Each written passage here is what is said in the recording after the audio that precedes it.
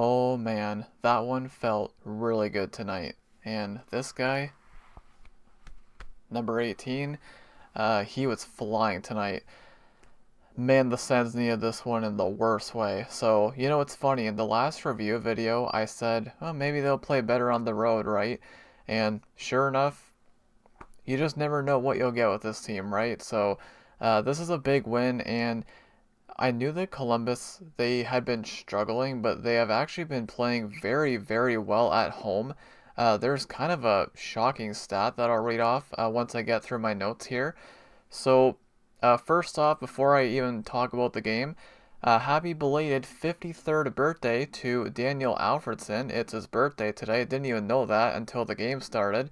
So, pretty good birthday gift. I didn't even put two and two together, but he wore number 11. Today is the 11th, so I'm not sure if that has anything to do with why he wore number 11. I feel like I should probably know this, but either way, happy birthday to Daniel Alfredson, of course, the greatest Sen of all time, in my opinion, and probably a lot of people's opinions. But anyways, Thursday, December 11th, the Sens played their 30th game of the season against the Columbus Blue Jackets. It was a 7 o'clock p.m. Eastern start time.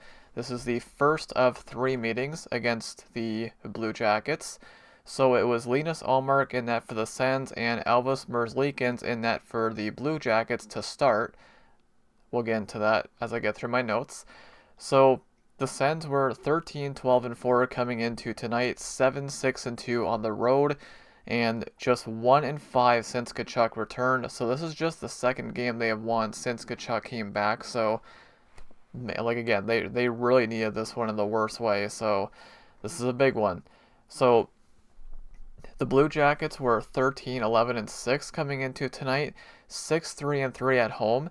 Now, I don't really watch Columbus a ton, so this is a crazy stat. So they had an 8-game point streak at home. Columbus has the second best points percentage at home since October 29th. The only team ahead of them, it's a team called the Colorado Avalanche. Yeah, I didn't realize how incredibly amazing they were playing at home. So this is big. This is a huge win. So Columbus does end up getting Boone Jenner back, their captain. It's the first game he has played in 30 days. So there you go. That kind of made me nervous when I heard that. And now, here's a really, really odd stat, but I did want to mention this. Curtis McDermott was in the lineup tonight. The Sens are now 7-2-1 when he plays. He doesn't play a lot. We know what his job is, but maybe just having that presence there, it's making a difference. Because that's not a fluke. 7-2-1 with McDermott in the lineup. Maybe they should play him more often. Because what the heck? It's a crazy stat. But yeah, this is again a big win. There are definitely some things I was concerned about during the game, which I'll get to as I go through my notes. But at the end of the day, a win is a win. It's a big win, and can't really complain too much. Alright, so let's go ahead and dive into the stats for tonight's game. So the Sens win by a score of 6-3 over the Columbus Blue Jackets, and then they now move to 14, 12, and 4 on the season, and Columbus is now 13, 12, and 6. So again, the stats, I feel like I say this about almost every single game, but when you look at the stats, it does end up being relatively even, but it's just the timing of certain plays and certain things in the game, right?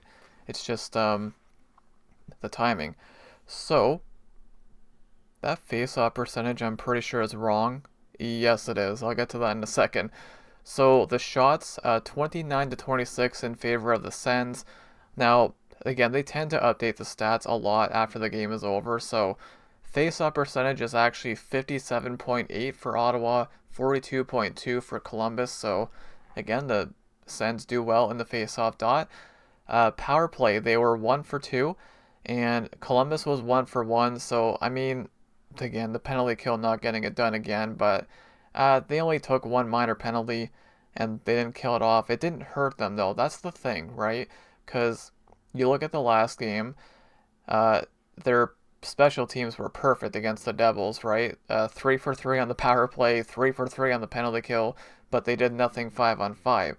But it's just it makes this team very frustrating, right? Because it's like it's either one or the other. Because like tonight, their special teams they did get a power play goal, but the 5-on-5, like 5-on-5 was amazing tonight.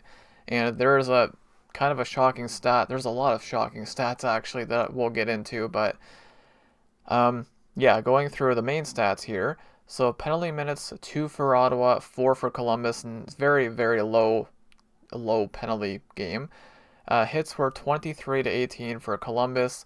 Block shots 21 to 11 for Ottawa. Giveaways were it's actually saying 16 to 14 for the Sens, and takeaways were 6 to 4 for the Sens.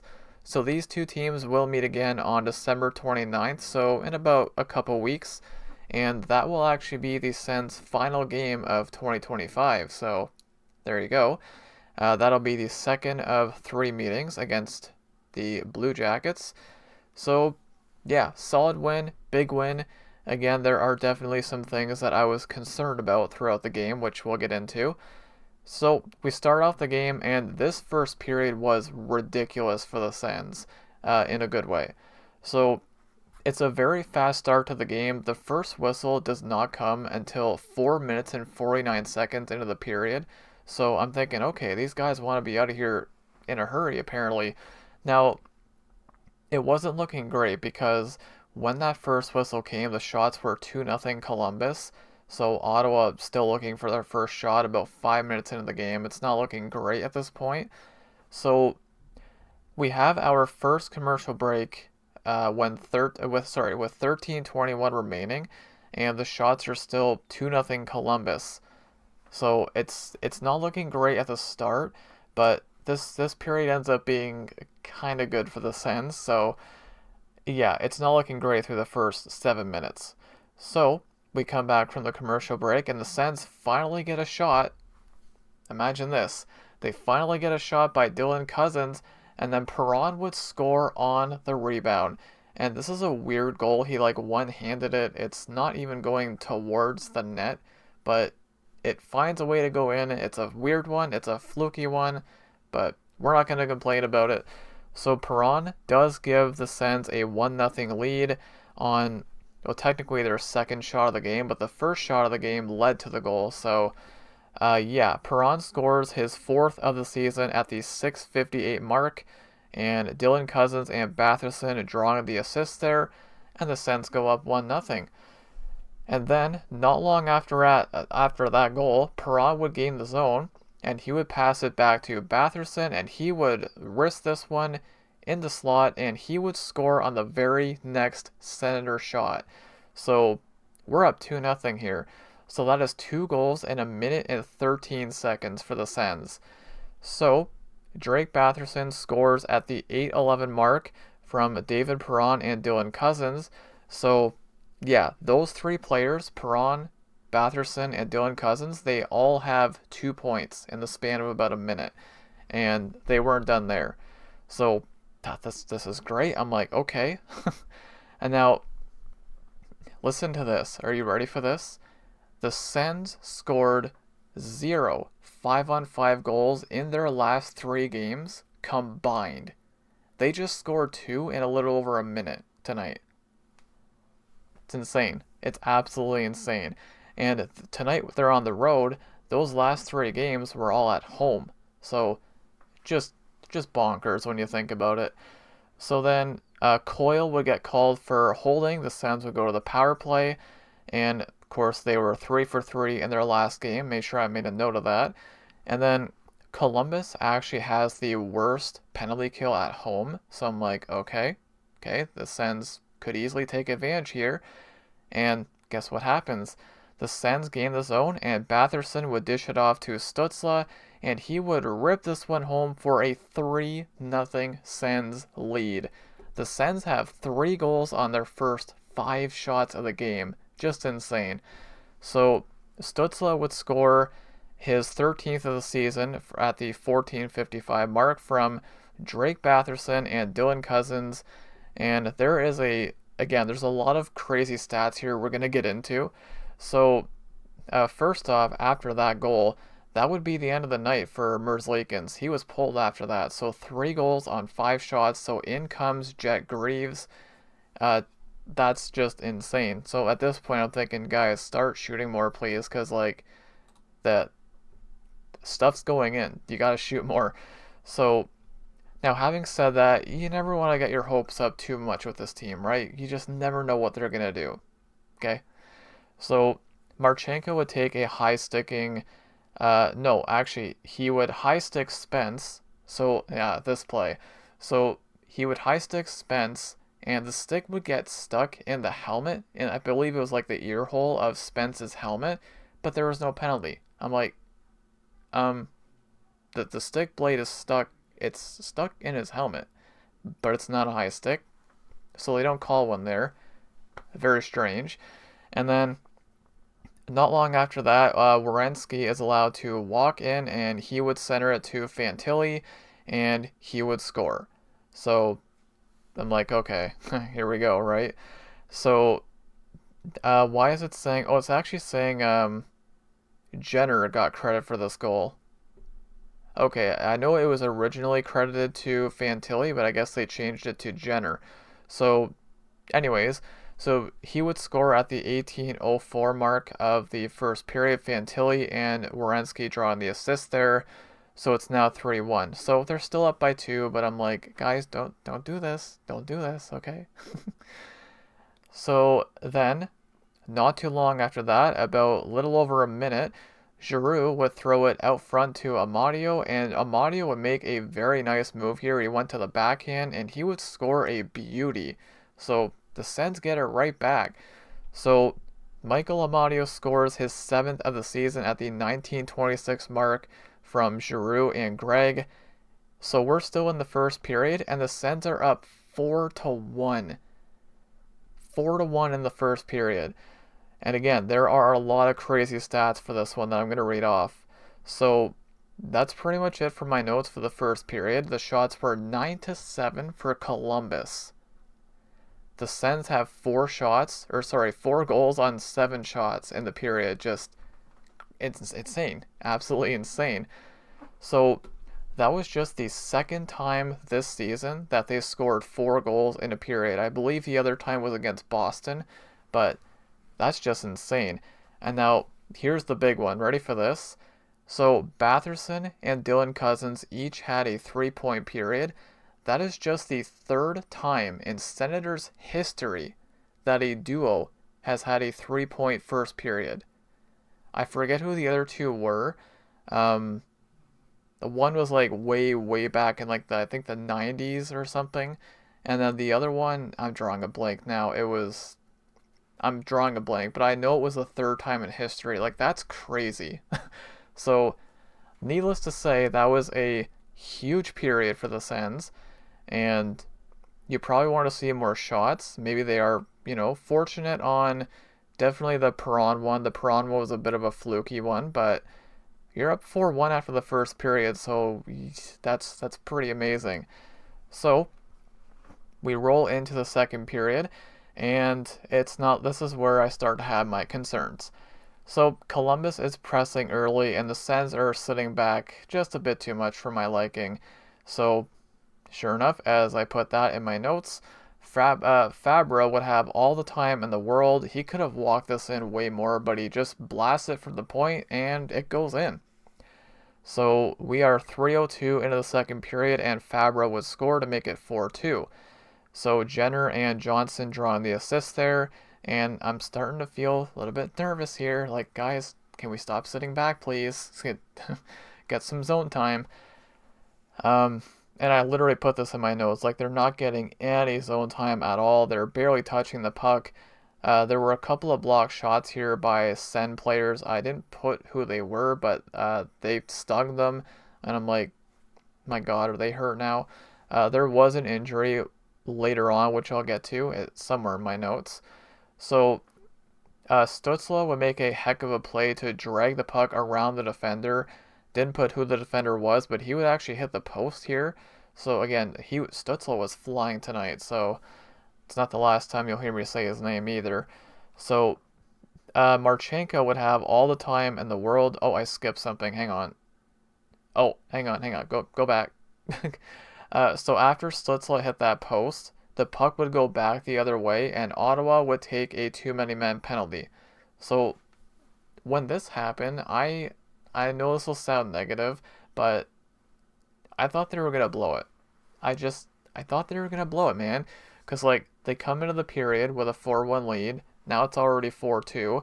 Stützle hits the post, and then they take a penalty right after that. So I'm like, okay, they're gonna blow this, aren't they? Um, so then on the power play, Marchenko would have all the time in the world. He would throw it to the net, and it would go in off the skate of Voronkov. So it is 4-3. So that is a power play goal by Dmitry Voronkov from Marchenko and Werenski at the 8:10 mark. And now suddenly the Sens lead is just 1. So yeah, this is where my concerns were creeping in here. I thought for sure they were going to blow it. I thought, I know it sounds negative, but that's the truth. So there was another partial break for Columbus that was stopped. Good chance for them there. And then Provorov would have another good chance. He would walk in, and that was a big stop by Ullmark. And then I put in my notes here. At this point, it kind of felt like it's Columbus versus Ullmark, because like the guys aren't doing too much at this point, like offensively. Like we're sitting back way too much here. I just did not like the way they played in the second period at all. Um, so there was a slot shot by Dylan Cousins that was stopped. They finally got some kind of a chance. So then Fantilli would come in on a 2-on-1 and he would get a good chance. That was stopped by Ullmark. And then there was a centering pass by Columbus. This was fanned on in the slot by, I didn't put who the player was, but it was a one-time attempt. That could have went in too. So, like, guys, can we please stop sitting back? That kind of continues. So then Sillinger would come in. He would drag the puck around a defender, and he would end up hitting the post here. And then in my notes here, I'm like, I literally put this down. I'm just thinking it's only a matter of time before they tie it. But they don't. They actually don't. Because the Sens would gain the zone, and this is pretty much the only thing they've done the whole period. And Stützle would get another shot. He would hit the post, but then the puck would sit in the crease for what felt like forever. It was like a few seconds. And then Stützle would end up scoring on his own rebound. So, again, Stützle had a big night tonight. So, just opportunistic, right? I mean, we've seen the Sens on the other end of stuff like this already this season, but yeah, just it was weird because like it felt like they didn't do a whole lot in the second period, and that's the only thing they do, and they score on it, right? So Stützle does score his second of the game, his 14th of the season, at the 17:59 mark from Amadio and Zub. So they are now up 5-3. So, and then shortly after that Stützle goal, the Sens would have a wide open net, and I don't know how this stayed out.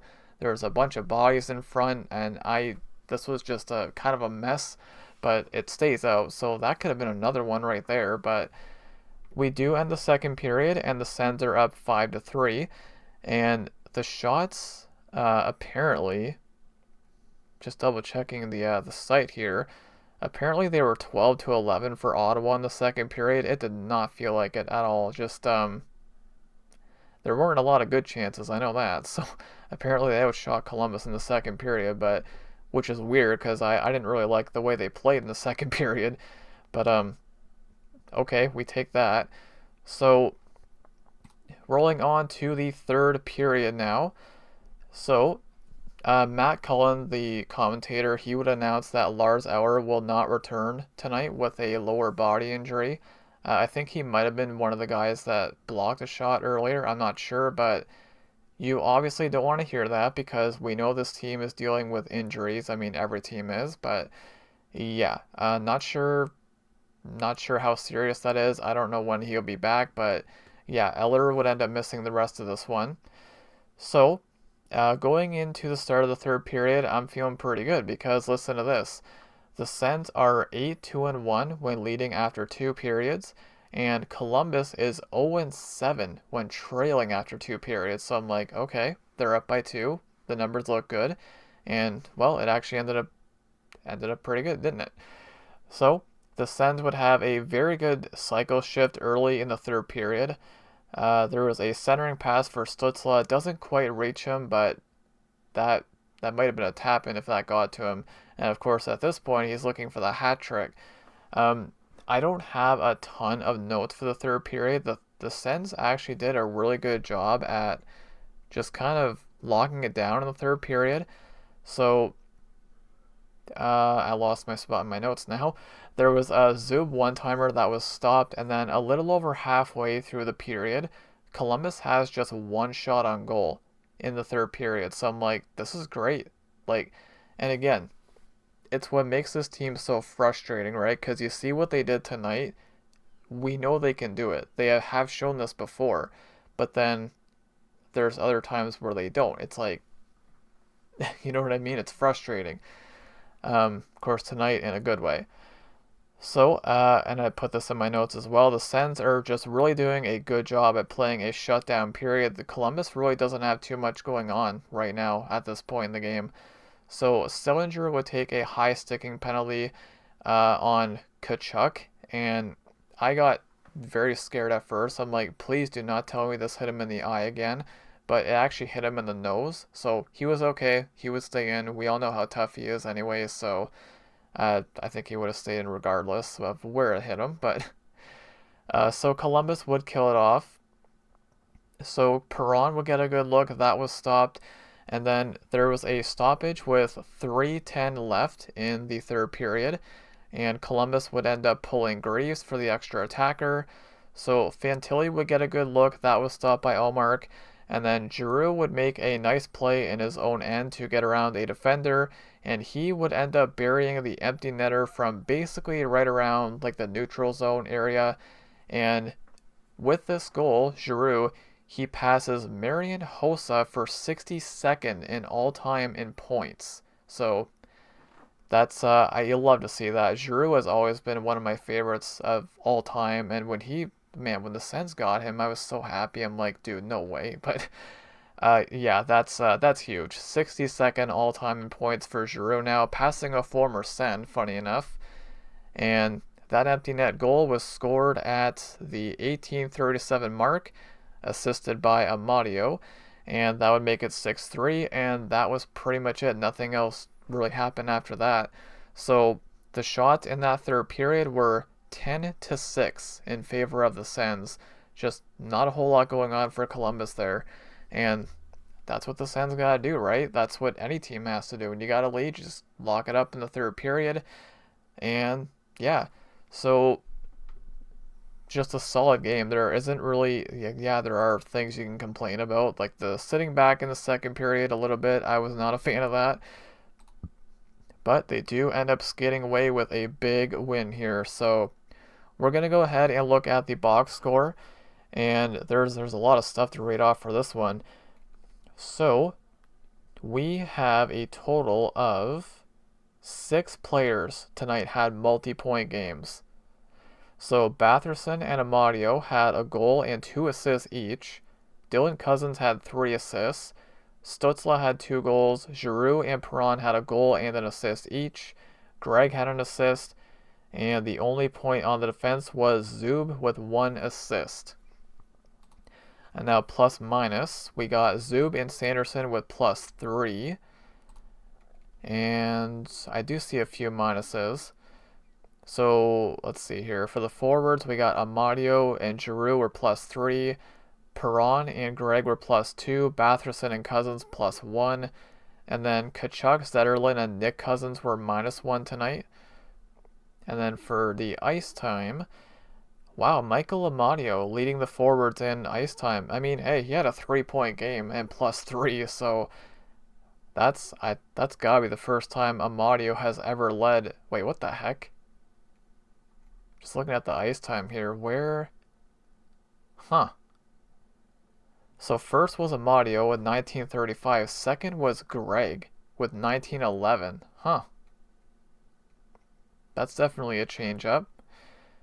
But hey, I mean there aren't really any players who had a bad night. Like so, yeah, that's definitely different for sure. And then leading the defense in ice time, of course, is Sanderson again, 27-17. Shot leaders for the defense was Zub with 2. And then for forwards, Perron had the most with 5. He did score 1 tonight. Most blocks for forwards, we got Stutzla, Amadio, and Greg with 2 each. And then blocks for defense, Spence, Matt and Paulo, and Clevin all had 2. And then hits for defense, we have Zub, Jensen, and Spence with 1. And then hits for forwards, Amadio had the most hits with forwards as well with 3. And Allmark, he does have a bad save percentage again, 885. He stops 23 out of 26. I don't love the way he looks on some goals, especially the ones tonight. Just kind of like a statue a little bit. I don't know. I don't love the way he looks on some of them, but it's it's whatever, I guess. I mean, we win 6-3, right? So yeah, that's pretty much it for that. So we'll go ahead and look at the standings now. So the Sens are currently third last in the conference, but you know, they're 14-12-4, and they are now 8-6-2 on the road. They do have a better road record now, 4-6 in their last 10. Now, I know I said in my last review video I was starting to get a bit concerned, which is true, I was, but looking at the standings, man, it's still so close. Like, the Sens, even though they're third last in the conference with 32 points, well, guess what? You've got Tampa Bay, first in the division. They have 38 points. They're only 6 points ahead of them, right?